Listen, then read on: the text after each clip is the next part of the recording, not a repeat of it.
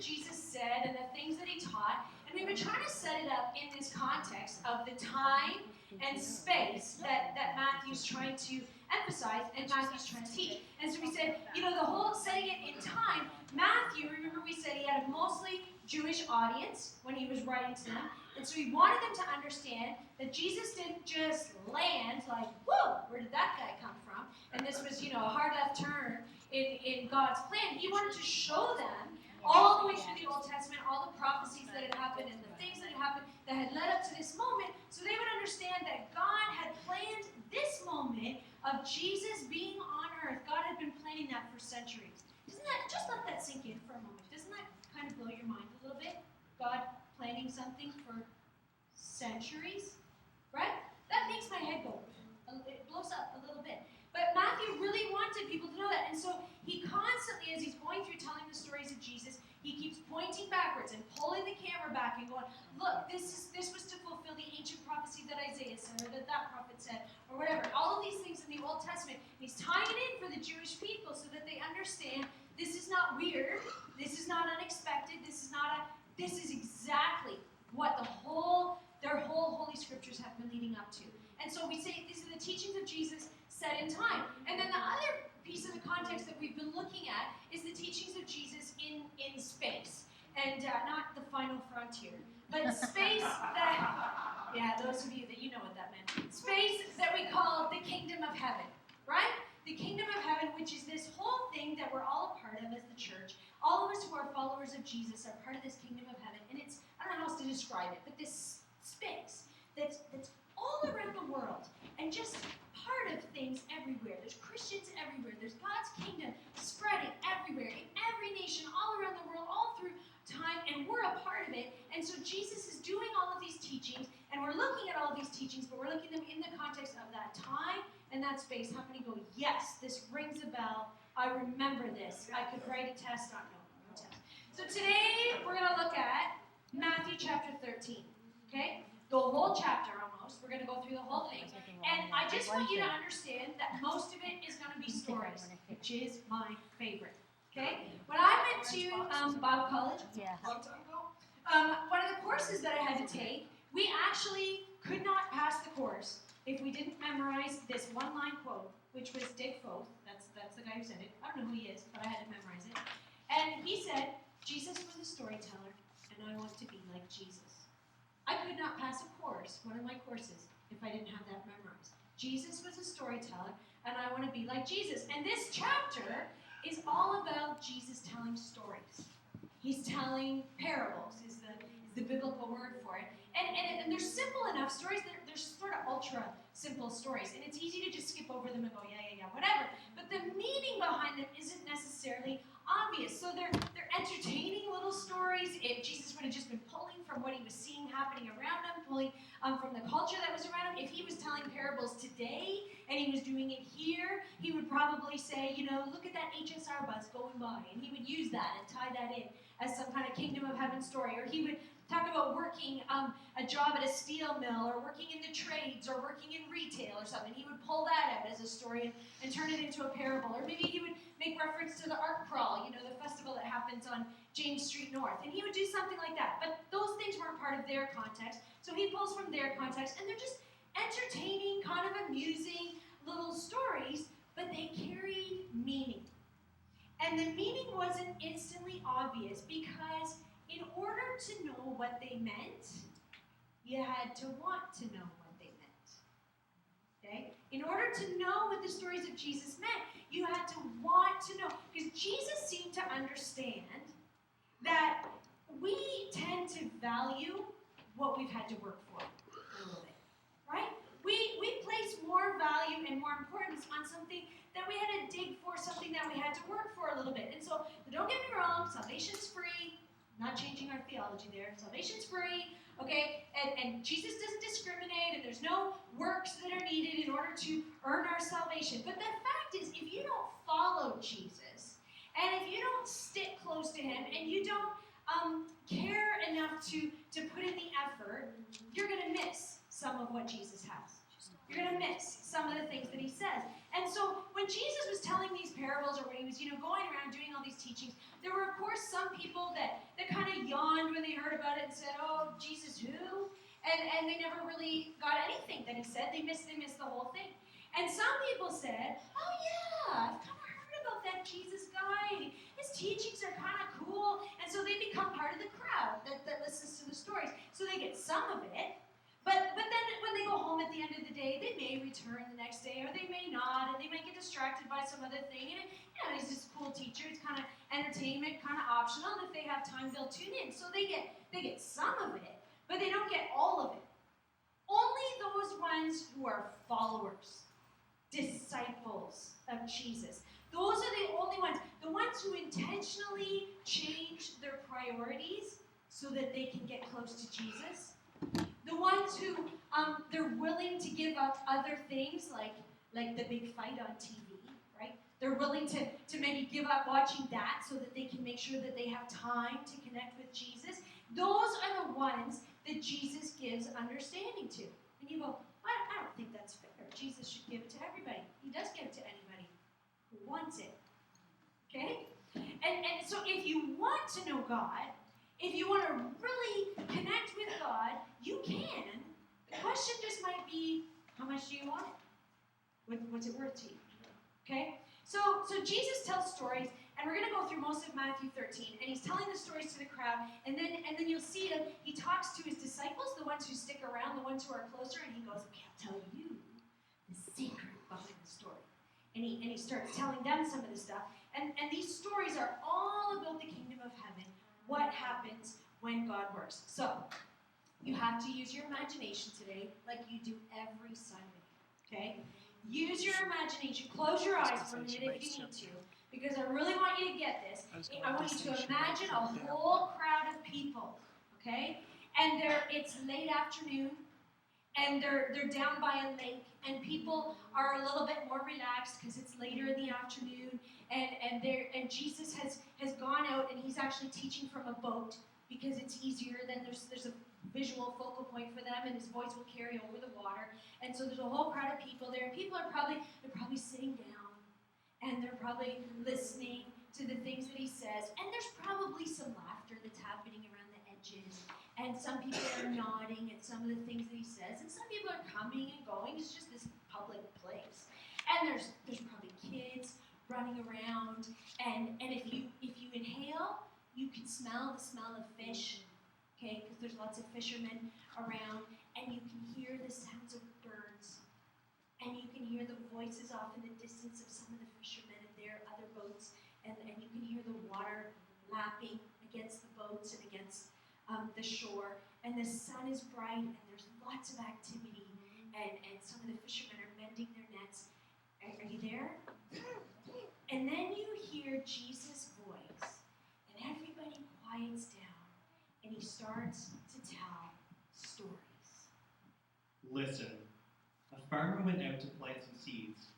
As he scattered them across his field, some seeds fell on a footpath, and the birds came and ate them. Other seeds fell on shallow soil with underlying rock. The seeds sprouted quickly because the soil was shallow, but the plants soon wilted under the hot sun, and since they didn't have deep roots, they died. Other seeds fell among thorns and grew up and choked out the other plants. Still, other seeds fell on fertile soil, and they produced a crop that was 30, 60, and even 100 times as much as had been planted. And of course, the farmers and the gardeners that are in the crowd, they just shrug their shoulders. Yeah, that's how it works. This little story doesn't have any deep meaning as far as they're concerned, and totally true. Jesus might have overstated it a little bit to make some kind of point, but that's how it works. They all know that. You scatter seeds, some grow, some don't. Some grow really well, some sort of grow. They didn't have big tracts of land like we have now. You had what you had to work with, right? There's no fertilizer. There's not, these tidy roads. You just plant what you have. Scatter the seeds, and some of it grows really great, and some of it doesn't grow at all, and some a little bit, and then the stupid birds, they eat some of it, and what are you going to do? There's birds, and there's nothing you can do about it, and those thorns, they tangle in with some of this. And they go, yeah, got this. It's a good story. And then Jesus adds another line. Anyone with ears to hear should listen and understand. Most of them didn't even notice that he said that. What did he just say? I don't know, something about paying attention. I missed it.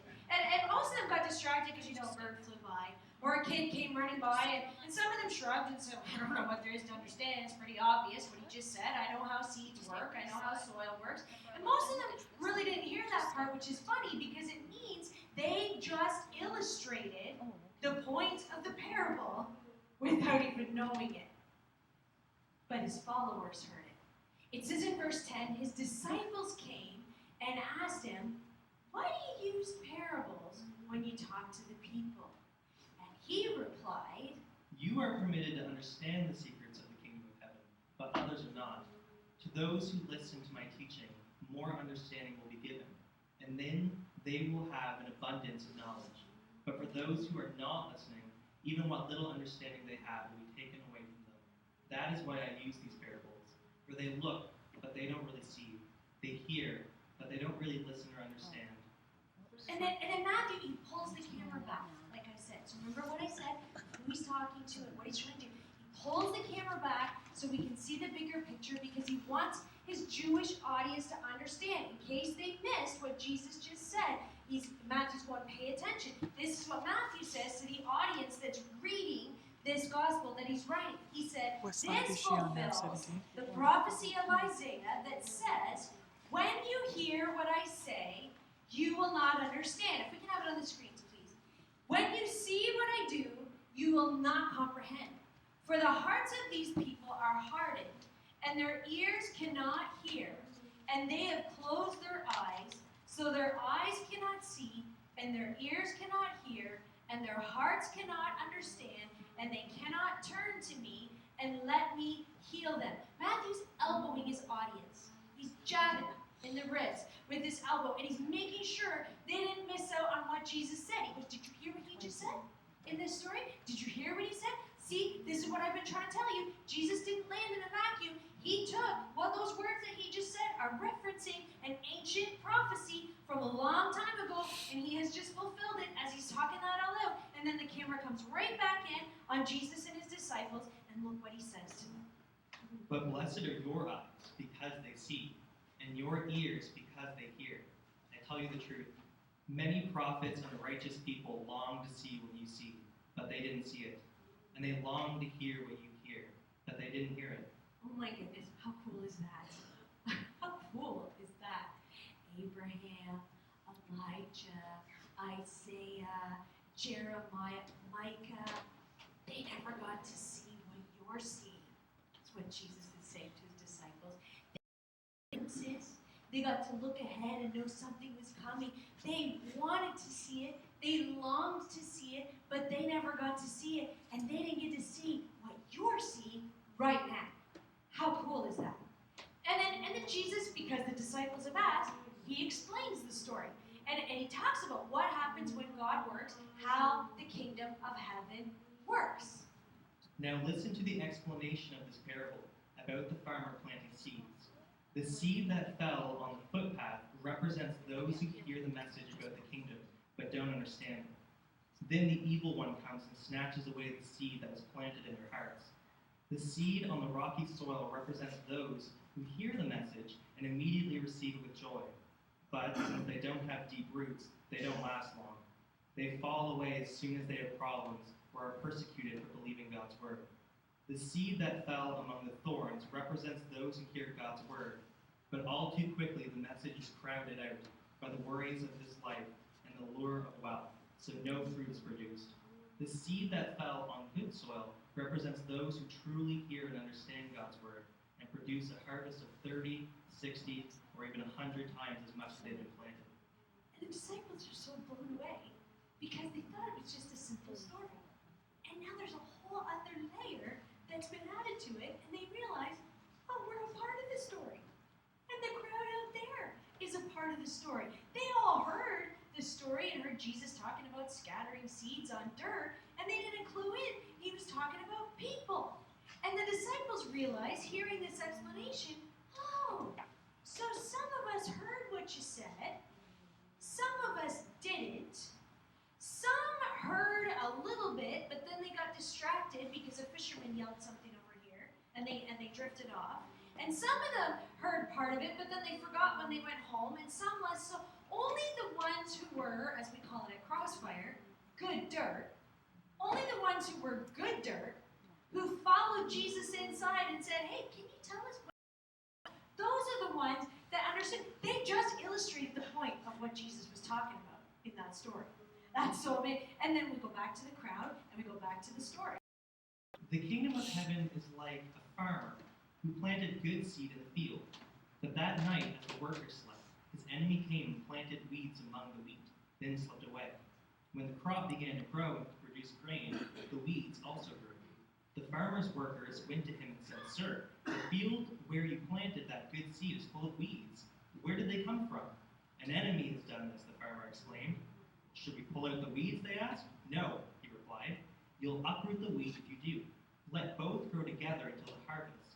Then I will tell the harvesters to sort out the weeds, tie them into bundles, and burn them, and to put the wheat in the barn. And then he tells another story.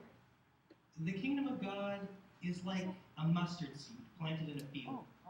It is the smallest of all seeds, but it becomes the largest of garden plants. It grows into a tree, and birds come and make nests in its branches. And then he tells another one. The kingdom of heaven is like yeast a woman used in making bread. Even though she only put a little yeast in 3 measures of flour, it permeated every part of the dough. And the crowd goes, oh, that Jesus. Always telling stories. He's always telling little stories. Boy, he sure does love talking about gardening, doesn't he? Loves talking about seeds and fields and bread. He likes talking about, hey, anybody got a sandwich? Hey, that Jesus talking about bread made me hungry, right? And Matthew, he pulls back the camera again, and he points out the significance, and he goes, pay attention. He says, Jesus always used stories and illustrations like these when speaking to the crowds. In fact, he never spoke to them without using such parables, and this fulfilled what God had spoken through the prophet. See that reference backwards again? This fulfilled what God had spoken through the prophet. I will speak to you in parables. I will explain things hidden since the creation of the world. But he only explains to the people that want to know. If you want to know, he'll tell you. Then, leaving the crowds outside, Jesus went into the house. And his disciples said, please explain to us the story of the weeds in the field. And Jesus replied, The Son of Man is the farmer who plants the good seed. The field is the world, and the good seed represents the people of the kingdom. The weeds are the people who belong to the evil one. The enemy who planted the weeds among the weeds is the devil. The harvest is the end of the world, and the harvesters are the angels. Just as the weeds are sorted out and burned in the fire, so will be at the end of the world. The Son of Man will send his angels, and they will remove from his kingdom everything that causes sin and all who do evil. The angels will throw them into the fiery furnace, where there will be weeping and gnashing of teeth. Then the righteous will shine like the sun in their Father's kingdom. Anyone with ears to hear should listen and understand. There's that line again. Anyone with ears to hear should listen and understand. Do both. Don't miss it as something was going by. And then Matthew goes back to the crowd and back to the stories that Jesus tells. The kingdom of heaven is like a treasure that a man discovered hidden in a field. In his excitement, he hid it again and sold everything he owned to get enough money to buy the field. And then he tells another story. Again, the kingdom of heaven is like a merchant on the lookout for choice pearls. When he discovered a pearl of great value, he sold everything he owned and bought it. And then he tells another story. Again, the kingdom of heaven is like a fishing net that was thrown into the water and caught fish of every kind. When the net was full, they dragged it up onto the shore, sat down, and sorted the good fish into crates, but threw the bad ones away. That is the way it will be at the end of the world. The angels will come and separate the wicked people from the righteous, throwing the wicked into the fiery furnace, where there will be weeping and gnashing of teeth. Then Jesus pauses in the stories and turns to his disciples. Do Do you understand all these things? Yes, they said optimistically. We do. And then he added, Every teacher of religious law who becomes a disciple in the kingdom of heaven is like a homeowner who brings from his storeroom new gems of truth as well as old. don't you just love how Jesus ties all that together? The old with the new. He's like a homeowner who brings from his storeroom new gems of truth as well as old. Jesus honors the prophecies. He honors what came before. And he honors all that God has done in the ancient times. He's building on it, and he says, no, I'm not throwing that away, but there's more. I'm bringing something new, something that's going to be built on the old. And you guys, you need to understand all of it. And most of the crowd, they missed it. Most of the crowd, they missed all of it. He finished off his stories, and he got in the boat and went into the house, and most of them, they just stood up, right? Stretched their backs, because it's hard to sit on a beach there for a while. And they went home for supper. Boy, Jesus was good today, wasn't he? Yeah, it was. That guy sure can tell a story. Yeah, really enjoyed going down. Hey, by the way, did you hear about Bob down there on the corner? Yeah, rough week when tax collectors showed up, and I hate those guys. Yeah. Most of them missed it. Most of them missed what Jesus was saying. Only the ones who really wanted to know. Only the ones who tuned in and who followed Jesus into the house and who asked questions and who maybe missed supper maybe in order to dig a little bit and find out what he was saying. Only the ones who really wanted to know and who were willing to work for it and willing to shift their priorities a little bit, those are the only ones who got to hear and understand.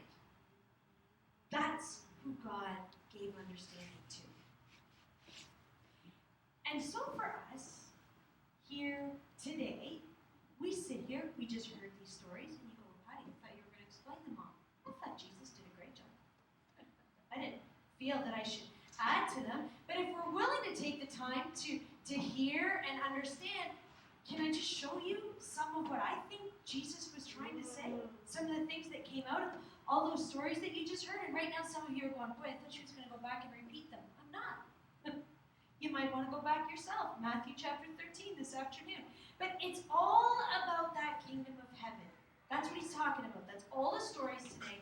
That space that's all over the world, that's through every culture, that doesn't have any geographical boundaries, doesn't have any political boundaries. It's like the best example I've been able to come up with is it's like Google, right? Just infiltrating the whole world, all around. This space in which God is at work, and the space where the followers of Jesus are, and the space that we're part of, that's what he's talking about. And here's what I see in all of those stories of what Jesus was bringing up. You ready? Number one, kingdom of heaven is messy. It's messy. And God cleans it up. Not me. How many are thankful for that? Right? I'm so grateful for that. You know, sometimes, not me and not here, but sometimes pastors can get confused with being a police officer, you know? Because people want you to find the ones who are doing it wrong and deal with it. And that's not why I became a pastor. I didn't want to do that. And sometimes you feel the pressure and you go, where's the line? Where am I supposed to end up sitting down with somebody and saying, hey, come on. Like, you know, I don't think you're really, can we talk about what's happening here? And in these parables that I see, our primary job is not to find out who's doing it wrong. Our primary job is, Jesus says, don't bother pulling the weeds. Don't try to separate it all. Don't try to tidy it up. You're going to damage what's good. You're going to damage what's growing. You're going to damage people that are trying to find God. You're going to damage them. God will sort it out in the end. You let him handle it. God's got it. Things will become clear. What was real? What was fake? That's all going to come out. The wheat will still grow. Don't worry. There's going to be a harvest. Some seeds will grow. Some won't. Some will grow a little bit, and then they'll shrivel up and move on or die, and some will drift off. And it's the same with people. And that's to be expected, and God will sort it out, and I don't have to. Right. Here's the second thing I see. heaven is secret and inconspicuous, and it influences everything. Influences everything. All over the world, the kingdom of heaven is planted in the same place, along the same spaces as everything else. The kingdom of heaven is there. God is planting and expanding his kingdom all over the place. And it happens quietly sometimes, and some people don't even know it's there, but it's influencing things. And just like a tiny bit of yeast, just a pinch of yeast, works its way through and can make, 4 loaves of bread puff up and rise and do what bread is supposed to do. It doesn't take much. Just throw a few followers of Jesus into the mix, and it has the potential to make such a difference. It's amazing. Here's the third one. The kingdom of heaven's growth is not instant, but it is guaranteed. It is guaranteed. Can I just tell you something? It's been over 2,000 years since Jesus was walking this earth. And I got news for you. The kingdom of God is still growing. The church is still growing, and you go, well, I don't think it is. I read an article somewhere that said the church is dying. It's not. It's not.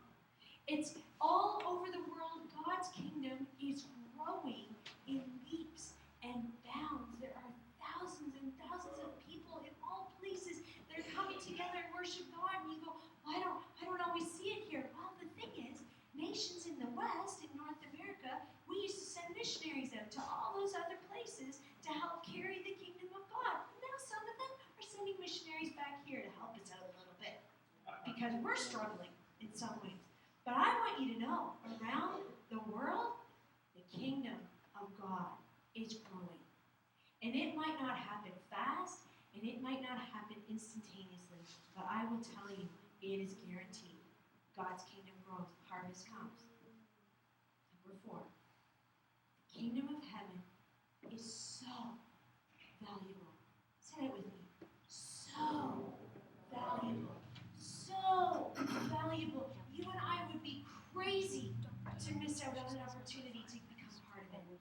We'd be insane to miss out on that opportunity. It's like finding a winning lottery ticket, that, or a check for $1 million, and you find it.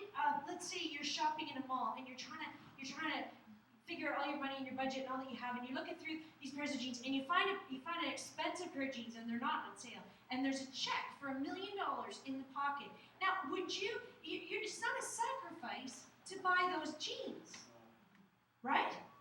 It's not something noble to go out. You're not going to wait until they go on sale. You're going to put everything you have into buying those jeans, because I know they're way more valuable than anybody else knows. And it's not a sacrifice. I'd be crazy to say, well, I don't know. Do they really fit me? Like, that wouldn't make any sense at all. God's kingdom is so valuable, and being part of God's space and being part of God's work and being part of God's kingdom is so valuable and so precious. It's like finding a pearl in a field and doing anything you can just to buy the field, right? So that you can get that pearl, you can get that treasure. People go, well, I've sacrificed everything. It's not a sacrifice. It's not a sacrifice to give everything in order to connect with God and be part of his kingdom. It's not noble in some way to invest my time and my life and my energy and my finances and my priorities in living as a follower of Jesus. It's a no-brainer is what it is. It's a temporary investment with eternal rewards. I mean, how could I not? Right? And here's the last one. Understanding the kingdom of heaven, connecting with God, comes when we value it. It comes when we value it and when we seek God's kingdom. It's not easy. And it's not necessarily automatic. And lots of people miss it because they can't be bothered to find the value, to dig for it, to look for God. And that's why it seems like such a secret sometimes. But for those who make the effort, those who ask the questions, those who get as close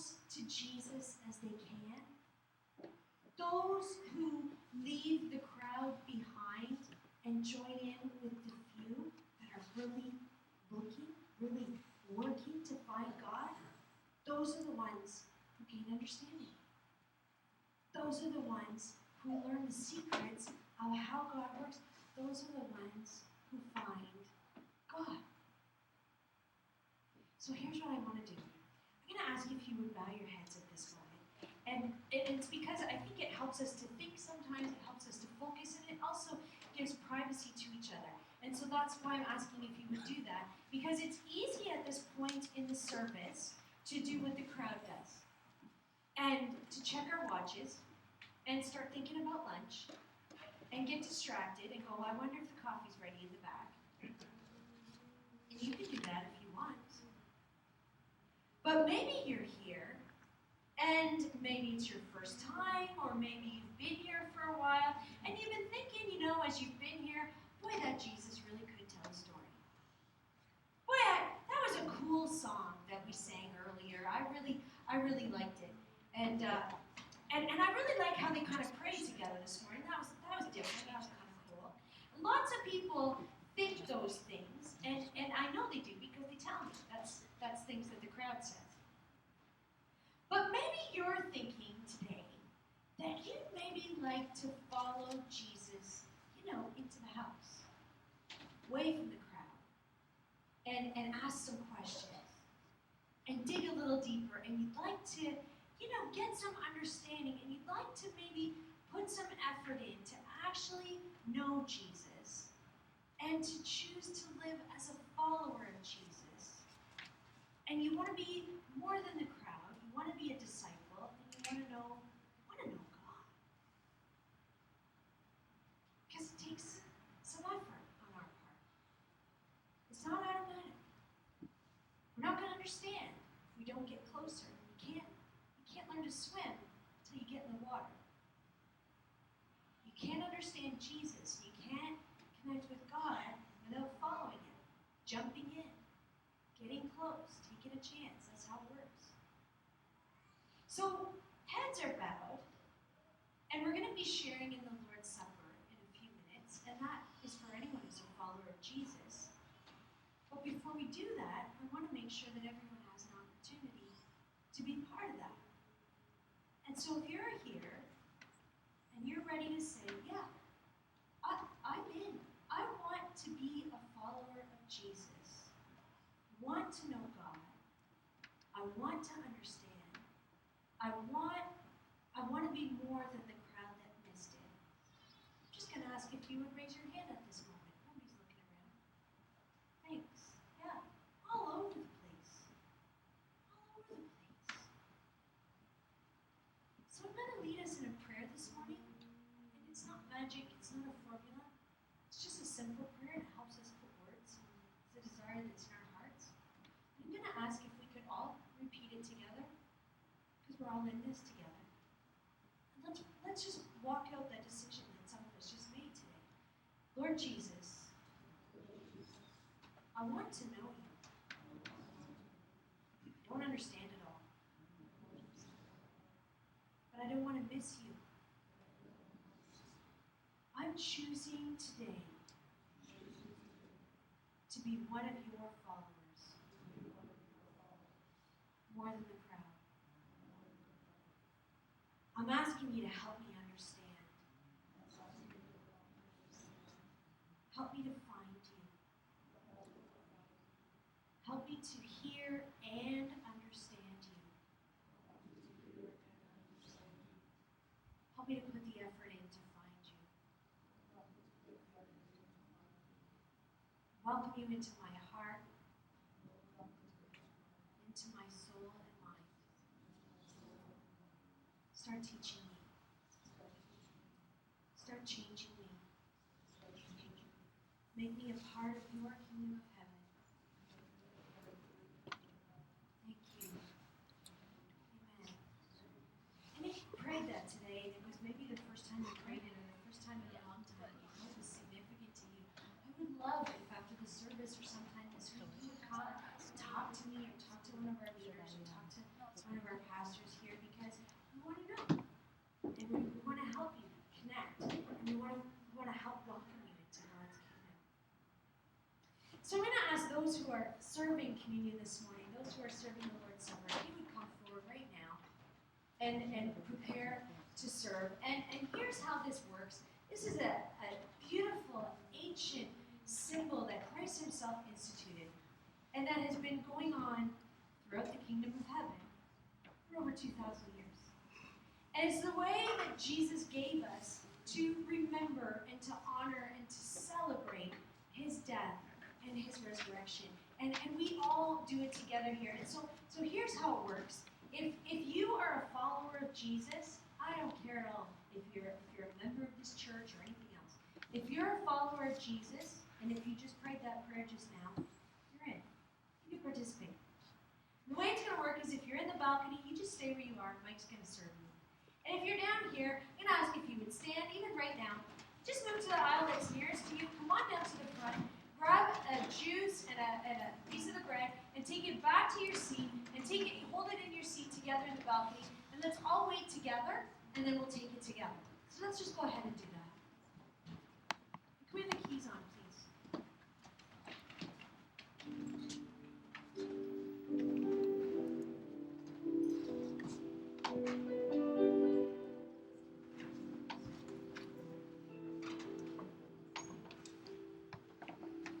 So with all the security. High profile.